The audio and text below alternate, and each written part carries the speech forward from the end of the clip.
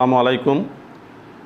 আমি মোহাম্মদ ইব্রাহিম হোসেন, সহকারী প্রধান শিক্ষক, মামুন স্মৃতি পাবলিক উচ্চ বিদ্যালয়, সুন্ডিয়া বাজার, জামালপুর। তো করোনাকালীন অনলাইনে ক্লাস অনেক দিন যাবতই তোমাদের সাথে দেখা হচ্ছে না। তো আজ তোমাদের ক্লাস নেওয়ার জন্য উপস্থিত হয়েছি। তো আজকে তোমাদের আলোচনা করা হবে দশম শ্রেণীর বাংলা প্রথম পত্র এবং কবিতা অংশের একটি কবিতা, সেটা হলো বঙ্গবাণী। কবিতার নামটি হলো বঙ্গবাণী।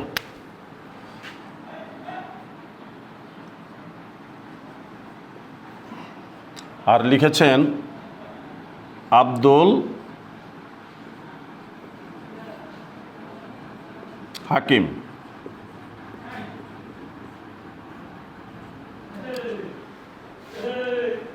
তো এই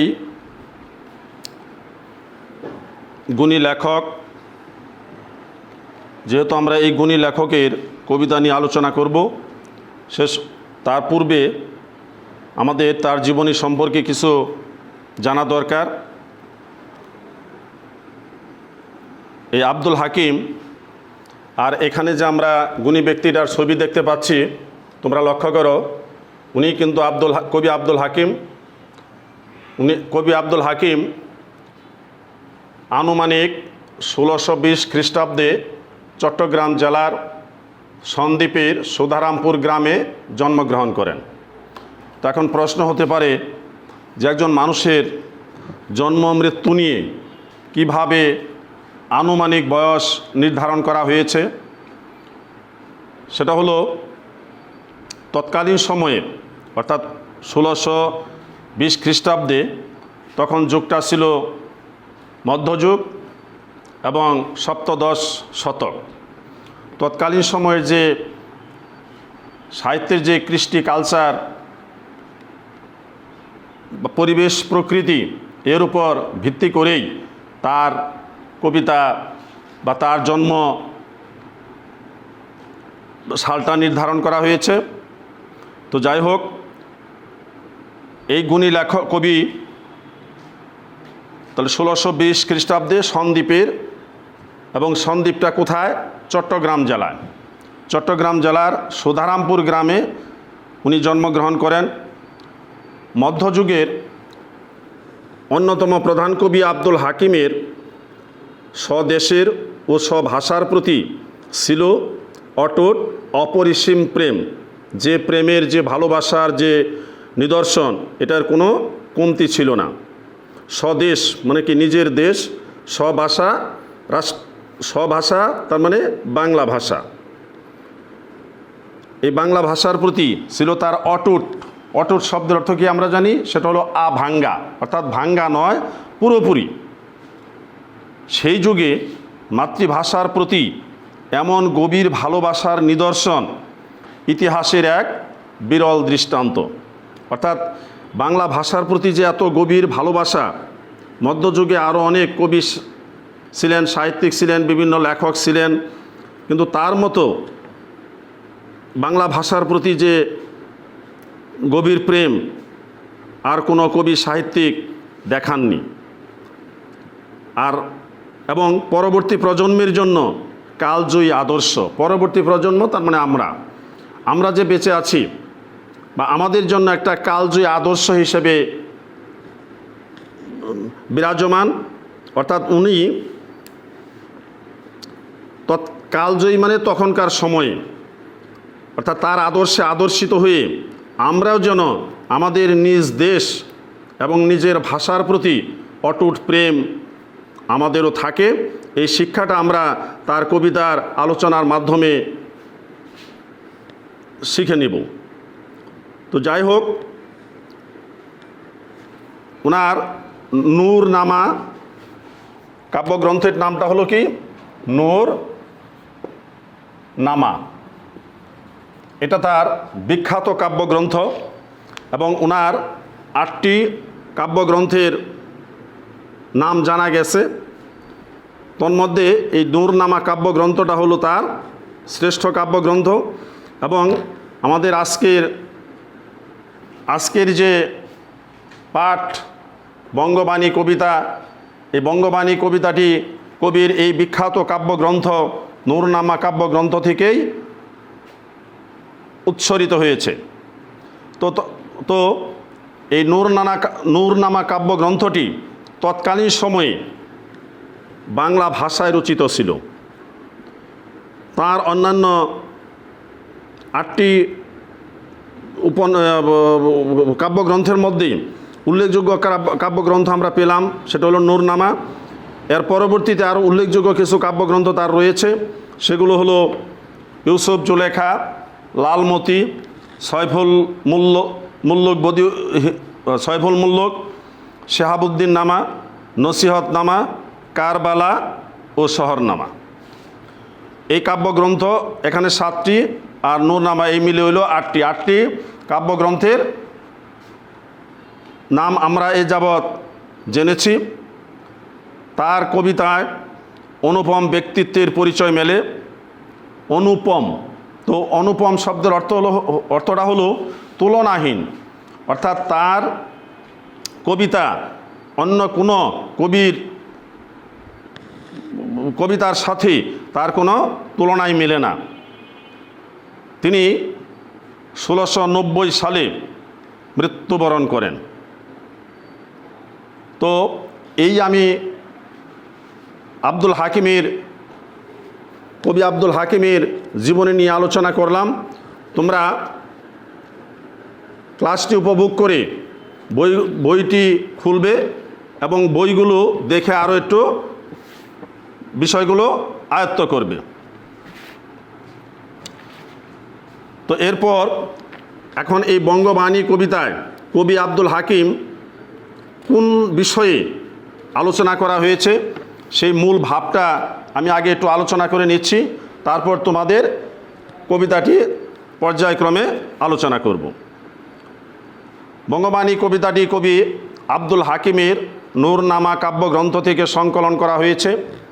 মধ্যযুগীয় পরিবেশে বঙ্গবাসী ও বঙ্গভাষার প্রতি এমন বলিষ্ঠ বাণীবদ্ধ কবিতার নিদর্শন দুর্লভ মানে কি, যা সহজে লাভ করা যায় না, অর্থাৎ যে ধরনের কবিতা সহজে কোনো কবি সৃষ্টি করতে পারেননি। কবি এই কবিতায় তার গভীর উপলব্ধি ও বিশ্বাসের কথা নির্দ্বিধায় ব্যক্ত করেছেন। অর্থাৎ তিনি যে ভাবছেন এবং তিনি তার একটা আত্মবিশ্বাস যে ছিল যে বাংলাদেশে বাস করে, নিজ দেশে বাস করে নিজ ভাষার প্রতি কীরকম মনোভাব থাকা দরকার, সে বিষয়টা উনি আলোচনা করে গেছেন। তার পাশাপাশি শুধু বাংলা ভাষাই নয়, তার পাশাপাশি আরবি ফার্সি ভাষার প্রতি কবির মোটেই বিদ্বেষ নেই। হয়তো আমরা ভাবতে পারি যেহেতু তিনি এত সব ভাষার প্রতি এত কিছু বলে যাচ্ছেন, তাহলে অবশ্যই তিনি অন্যান্য ভাষা, এই ভাষাগুলোর প্রতি তার খুব বিদ্বেষ ছিল। কিন্তু তিনি নির্দ্বিধায় বলছেন যে না, কোনো বিদ্বেষ নেই। কেন বিদ্বেষ নেই সেই বিষয়টা এখানে উঠে আসবে আলোচনার মধ্যে। খেয়াল করো প্রিয় শিক্ষার্থীবৃন্দ, এসব ভাষায় আল্লাহ মহানবীর প্রতি স্তুতি বর্ণিত হয়েছে। কারণ আরবি ফার্সি বাংলা উর্দু হিন্দি যে দেশে যে ভাষায় মানুষ আল্লাহর প্রশংসা করেন, স্তুতি শব্দের অর্থ হলো এখানে প্রশংসা করা বা তাকে ডাকা বা তাকে জানানো, স্তুতি বর্ণিত হয়েছে। আর স্তুতি শব্দের অর্থটা কি বললাম? প্রশংসা। তাই এসব ভাষার প্রতি সবাই পরম শ্রদ্ধাশীল। যে ভাষা জনসাধারণের বোধগম্য নয়, অর্থাৎ যে ভাষা সাধারণ জনগোষ্ঠী বুঝতে পারে না, সে ভাষার অন্যের সঙ্গে ভাব বিনিময় করা যায় না, সেসব ভাষাভাষী লোকের পক্ষে মাতৃভাষার কথা বলা বা লেখাই একমাত্র পন্থা। অর্থাৎ যে ভাষা দিয়ে ভাব বিনিময় করা যায় না এবং অন্যের সঙ্গে জনসাধারণ বুঝতে পারে না, তাহলে সে ভাষা লিখে একজন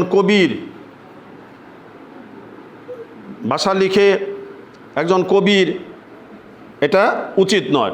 উচিত হলো সেটাই যে জিনিসটা মানুষ ভাব বিনিময় করতে পারে বা অন্যে বুঝতে পারে। এই উদ্দেশ্যেই বিভিন্ন কবি সাহিত্যিকের লেখার উদ্দেশ্য। এই কারণে কবি মাতৃভাষায় গ্রন্থ রচনায় মনোনিবেশ করেছেন। কবির মতে মানুষ মাত্রেই নিজ ভাষার স্রষ্টাকে ডাকে, আর স্রষ্টাও মানুষের বক্তব্য বুঝতে পারে। কবির চিত্ত অর্থ হলো মন। কবির চিত্তে তীব্র ক্ষোভ অর্থাৎ দুঃখ করছেন এজন্য যে যারা বাংলাদেশে জন্মগ্রহণ করেছে অথচ বাংলা ভাষার প্রতি তাদের মমতা নেই, তাদের বংশ ও পরিচয় সম্পর্কেও কবির মনে সন্দেহ জাগে। বিরাট কথা কিন্তু উনি বলেছেন যে বাংলাদেশে বসবাস করে নিজ ভাষা এবং নিজ দেশকে যারা অবজ্ঞা করে, পছন্দ করে না, তাদের বংশ বা জন্ম পরিচয় সম্পর্কে কবির মনে সন্দেহ জাগে। কবি সখেদে বলেছেন, যেসব লোক যাদের মনে স্বদেশের ও স্বভাষার প্রতি কিছুমাত্র অনুরাগ নেই, তারা কেন এদেশ পরিত্যাগ করে অন্যত্র চলে যায় না? বংশানুক্রমে বাংলাদেশেই আমাদের বসতি, বাংলাদেশে আমাদের জন্মভূমি এবং মাতৃভাষায় বর্ণিত বক্তব্য আমাদের মর্ম স্পর্শ করে। এই ভাষার চেয়ে হিতকর আর কি হতে পারে? তো কবিতার এটুকু হলো মূল ভাব। তো আমি কবিতার আলোচনায় ফিরে যাচ্ছি। প্রিয় শিক্ষার্থীবৃন্দ, লক্ষ্য করো, এখানে তোমাদের প্রথমে আছে, কিতাব পড়িতে যার নাহিক অভ্যাস, সে সবে কহিল মুতে মনে হাবিলাস। কিতাব পড়িতে, কিতাব শব্দের অর্থ হইল বই, আর কিতাব হলো আরবি শব্দ, অর্থাৎ বিভিন্ন ভাষার শব্দগুলাই কবি আব্দুল হাকিম ব্যবহার করেছেন। অর্থাৎ যারা বই পড়তে জানে না বা অভ্যাস নেই, সে সবে কহিল মুতে মনে হাবিলাস। সে সবে অর্থাৎ সে সমস্ত লোকজন, সেই সমস্ত জনসাধারণ বলল, মুতে, মুতে মানে কি? আমাকে, মনে হাবিলাস, হাবিলাস মনের ইচ্ছা। তে কাজী নিবেদি, আর সেই কারণে আমি নিবেদন করছি বাংলা করিয়া রচন, আর এই কারণে আমি বাংলা ভাষায় কাব্য বা বিভিন্ন কিছু লিখেছি। কাদের উদ্দেশ্যে? যারা কিতাব পড়তে পারে না, তার মানে যে বাংলা ছাড়া যারা অন্য কোনো ভাষা বুঝতে না পারে, তাদের উদ্দেশ্যেই আমার এই নূরনামা কাব্যগ্রন্থ তথা বঙ্গবাণী কবিতাটির লেখার উদ্দেশ্য। নিজ পরিশ্রম তুষি আমি সর্বজন।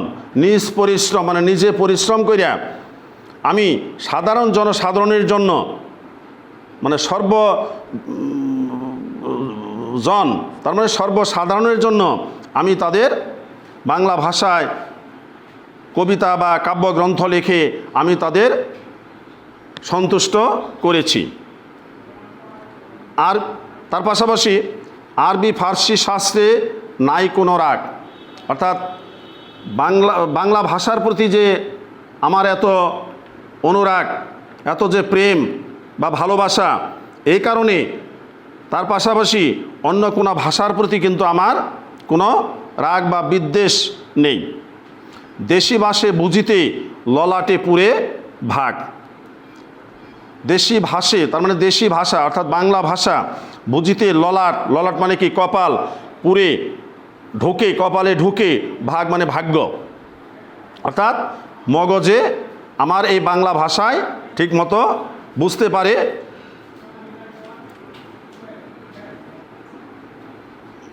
আরবি ফার্সি হিন্দে নাই দুই মত।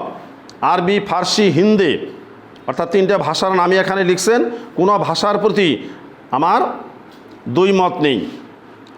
যদি বা লিখে আল্লাহ নবীর সিফত, যদি বা লিখে আল্লাহ নবীর সিফত, যেহেতু আল্লাহ পাক,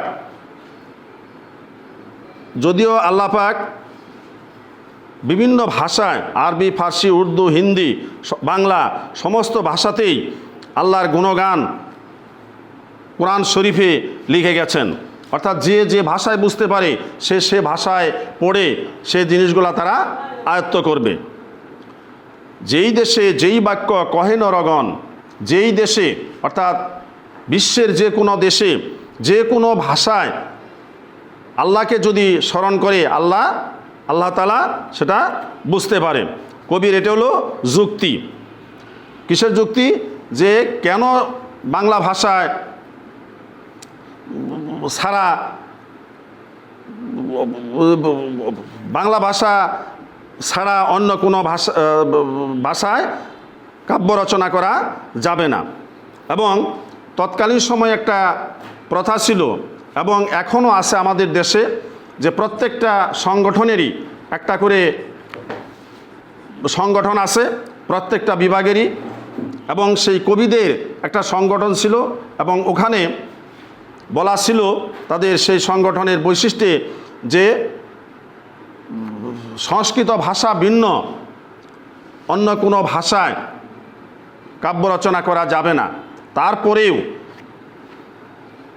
সর্বসাধারণের ভালোর জন্য বা বোঝার জন্য তিনি এত কিছু করেও উনি বাংলা ভাষায় কাব্য রচনা করে গেছেন। তাই বলছেন, যেই দেশে যেই বাক্য কহে নরগণ, সেই বাক্য বুঝে প্রভু আপে নিরঞ্জন। সেই বাক্য বুঝে প্রভু আপে নিরঞ্জন। অর্থাৎ যে দেশে যেভাবেই যে ভাষায় কথা বলুক আল্লাহ পাক সমস্ত ভাষাগুলাই উনি বুঝতে পারেন। আর এখানে একটা শব্দ আছে, দেখো, নিরঞ্জন। নিরঞ্জন শব্দের অর্থটা হলো, আসলে আবিধানিক অর্থটা হলো নির্মল, কিন্তু কবি এখানে এই নিরঞ্জন শব্দটাকে কবি এখানে সৃষ্টিকর্তা হিসেবে ব্যবহার করেছেন। তো যাই হোক, আজ এ পর্যন্তই। আগামী ক্লাসে আবার তোমাদের সাথে সাক্ষাৎ হবে বা দেখা হবে। ক্লাসগুলো মনোযোগ দিয়ে দেখবে এবং বাবা মার কথা শুনবে, এবং করোনাকালীন সময়ে সবসময় তোমরা মাস্ক পরিধান করবেন। এই বলে আমি আমার ক্লাস শেষ করছি। সবাই ভালো থাকো, সুস্থ থাকো। আসসালামু আলাইকুম।